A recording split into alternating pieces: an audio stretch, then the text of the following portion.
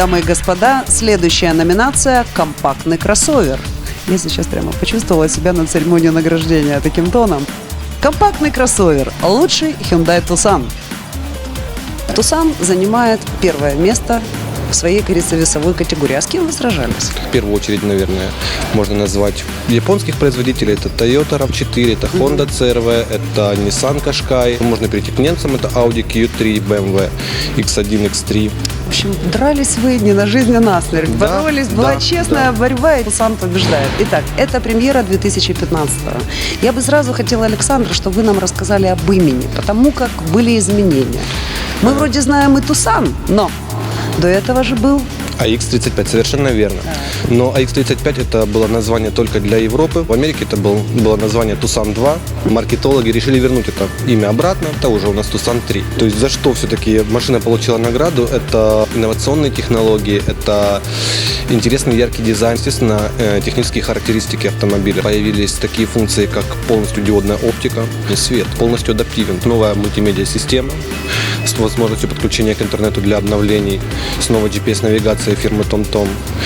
И появилась такие интересные функции, как электропривод багажника, вентиляция сидений, электропривод водительского и пассажирского сидений.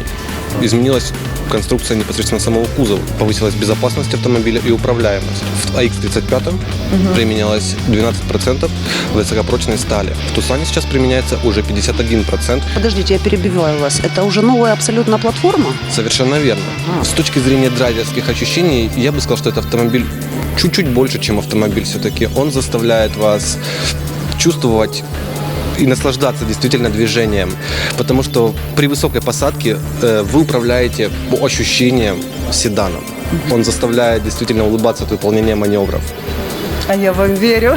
Хорошо. А если мы о динамике говорим, разгона сотня можно? Еще как. Автомобиль комплектуется на данный момент двумя двигателями. 2 литра бензин, это 155 лошадиных сил, и 2 литра турбодизель, это 185 лошадиных сил, но в дизеле самая интересная не мощность, а крутящий момент, потому что автомобиль выдает 410 ньютон-метров, тем самым позволяет разгоняться автомобилю до сотни примерно за 9,2-9,5 секунд.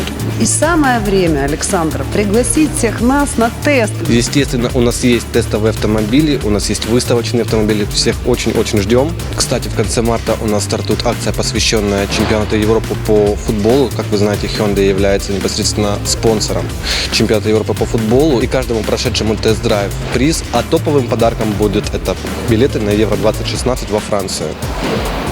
Класс. Не сдержалась, хотя и не футбольная душа. Приятный бонус. Продолжаем исследование сегмента кроссоверов.